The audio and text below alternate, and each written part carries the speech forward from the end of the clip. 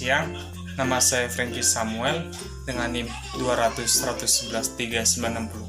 Baiklah, di sini saya akan mencoba menjelaskan mengenai kekuasaan, wewenang, dan legitimasi. Kekuasaan adalah kemampuan seseorang atau kelompok untuk mempengaruhi tingkah laku orang atau kelompok lain sesuai dengan keinginan dari pelaku, atau dengan kata lain, kemampuan mempengaruhi pihak lain untuk berpikir dan berperilaku sesuai dengan kehendak yang mempengaruhinya. Faktor yang mendasari adanya kekuasaan yang pertama adalah reward power, di mana posisi seseorang memungkinkan dia memberikan penghargaan kepada orang yang posisinya di bawahnya. Kemudian adalah surrogate power.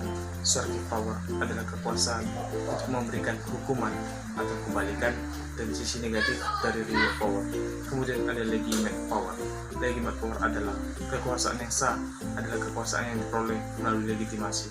Kemudian expert power. Expert power adalah kekuasaan atas kepakaran atau keahlian seseorang sehingga ia memperoleh kekuasaan. Kemudian adalah referent power. Referent power adalah kekuasaan yang diterima akibat seseorang memiliki karakteristik yang dibutuhkan baik melalui individu ataupun kelompok lain sehingga ia memperoleh kekuasaan. Kedua adalah wewenang. Wewenang adalah hak yang telah ditetapkan dalam tata tertib sosial untuk menetapkan kebijakan, menentukan keputusan, dan untuk menyelesaikan pertentangan.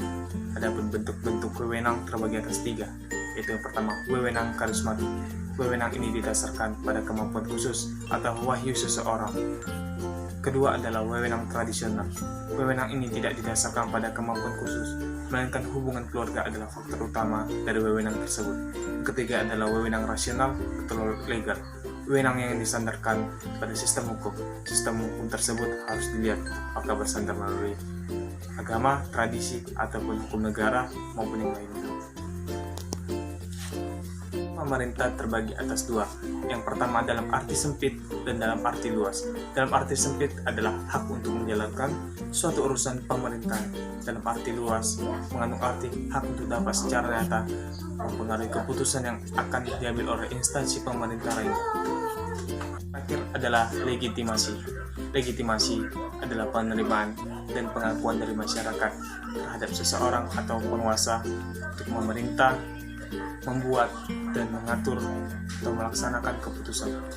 Adapun cara mendapatkan legitimasi terbagi atas 3. Yang pertama secara simbolis, dilakukan dengan cara memanipulasi kecenderungan moral, emosional, tradisi, dan kepercayaan serta nilai-nilai budaya ke dalam bentuk simbolis simbol.